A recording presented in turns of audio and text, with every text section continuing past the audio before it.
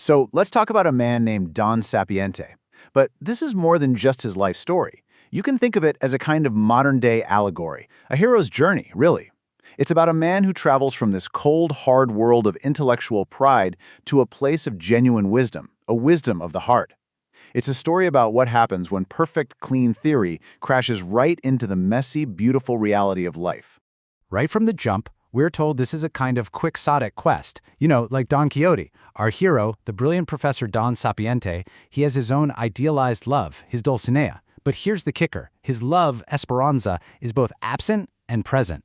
And it's her absence that becomes this defining wound in his life, this ghost that will haunt every single one of his ambitions. All right, so let's dive into that journey. We're going to look at the man before he became the myth, and the wound that really set this modern Don Quixote off on his path. And this, right here, gets to the very heart of the man. See, he wasn't born Don Sapiente. He started out as Salomón, a kid just brimming with promise and curiosity. But after life dealt him a really devastating blow, he built this fortress around his heart. And Don Sapiente, well, he is that fortress. A rigid, perfect ideal with absolutely no room for error, or messiness, or frankly, truth. He basically traded the real promise of Salomón for this sterile perfection of a persona. And it all started here, in the vast, quiet landscapes of La Serena in Spain. Now, his father was a military man, and he looked at these plains and just saw order and duty. But young Salomón, he saw an open horizon. He saw a place to sow ideas instead of wheat. This serene emptiness, this huge, open space, became the seedbed for his colossal intellectual ambitions. And here it is, the wound, the central, defining trauma of his life. Esperanza, the woman he was supposed to marry, chooses a spiritual path over a life with him. She becomes a nun. For Salomón, this wasn't just a breakup, it was this profound rejection on a soul-deep level. It's like a lance that pierces his spirit, and it sends him reeling, desperate to find some kind of refuge from all that pain. So, faced with this massive emotional wound, what does he do? He retreats. But he doesn't journey out into the world, he journeys inward, deep into his own mind. This is where he buries himself in books. But it's also, luckily, where he finds the one person who can keep him from flying completely off the rails. The really crucial thing to understand here is that his legendary knowledge, his whole reputation, it was born from heartbreak. Her leaving sparked this insatiable hunger for reading. Books became his shield.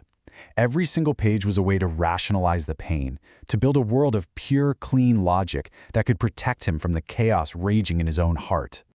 Of course, every Don Quixote needs a Sancho Panza, right? The practical sidekick. For Don Sapiente, that man was Don Pancho, the university librarian, and their dynamic is captured perfectly here. Sapiente had the wings to dream, soaring into these incredible utopian ideas, but Pancho provided the feet to walk. He grounded him with this dry, pragmatic wisdom that kept him from floating away completely. Okay, so this is where everything changes. After all those years building up his intellectual fortress, brick by brick, a single, totally unexpected discovery is about to come along and just shatter it completely. This is the crisis that's going to trigger his great spiritual transformation. And you gotta love the irony of where this all goes down. The General Archive of the Indies in Seville. I mean, this is Don Sapien's temple. It's a place where history is all neatly cataloged and filed away, where the whole world can be understood through pure reason. He truly believes every answer can be found within these walls. But this sanctuary of logic, it's about to become the site of its own undoing. And boom, this is the moment. It doesn't come from some complex philosophical argument. Nope. It comes from a dusty old document that his friend Pancho just happens to dig up. I mean, can you imagine the shock? Christian samurai, men who crossed the entire globe, not for gold or glory, but for faith.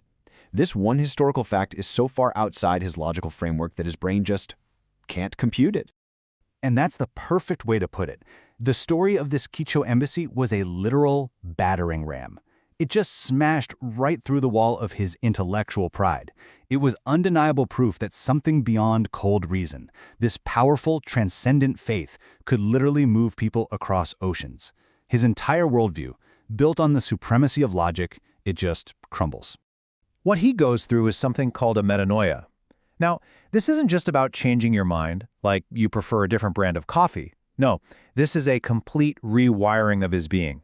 a total reorientation of his heart, his mind, his soul, everything. He stops looking at the world as a problem his intellect needs to solve and starts seeing it as a mystery to be received. So after this spiritual earthquake, his first instinct is to take this incredible new insight and go fix the world with it. He decides to apply his ideals to politics. But as we're about to see, the world isn't quite ready for his brand of utopia. And that failure leads him to discover a much different, more internal path. His political career is, to put it mildly, a total disaster. He writes this brilliant manifesto, right? But when he tries to present his complex, nuanced ideas to a real-world crowd, he's met with pure fury and rejection.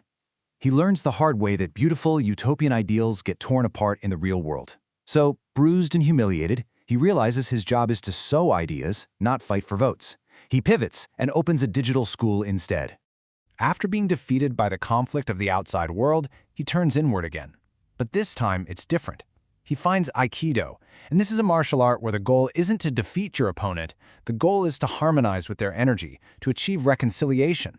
It's basically a physical practice of the very philosophy he's just beginning to understand.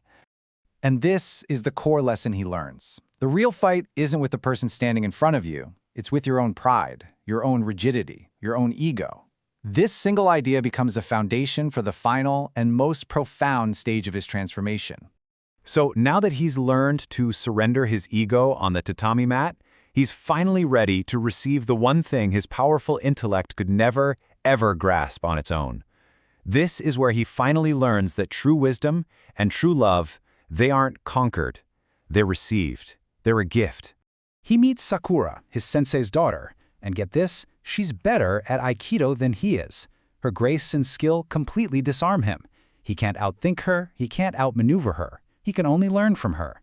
They fall in love and get married, and this part is so important, she's baptized with the new name Grace. For Don Sapiente, marrying Grace is the ultimate symbol that his journey is complete. The prize at the end isn't more knowledge, it's the grace he finally receives when he just stops fighting. With his transformation pretty much complete, his final journey isn't some grand intellectual crusade. It's something much quieter and way more profound. He goes on this frantic world tour of conferences and lectures, which is sort of a symbol of his final mission. But you can tell he's burning out, ignoring the warning signs. And then, in turn, something just shifts.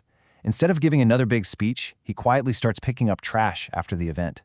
Just a small, humble act of service. And that is the moment he collapses. Not in some grand, tragic way. He just falls, with a simple, almost childlike clumsiness. It's his body's ultimate act of surrender. The best way to understand this collapse is through the concept of kenosis, which means self-emptying. His fall wasn't really a failure. You could call it a philosophical suicide. The great intellectual Don Sapiente finally dies, and in his place, the humble servant Salomón is reborn. He empties himself of all that pride so he can finally be filled with grace. And in the end, he found it, the utopia he had been searching for his entire life. And it wasn't a political party or some grand theory that would change the world. It was right there, with him, all along. It was a quiet afternoon, a shared cup of tea with the two people he loved, his small community of grace. That was the prize he brought back from his incredible journey. So the story of Don Sapiente really leaves us with this one big question. After a journey that took him from the limits of the mind to the wisdom of the heart, we're left to wonder, what's the true measure of a life? Is it the grand ideas that can fill an entire library? Or is it the small acts of love that can fill a heart?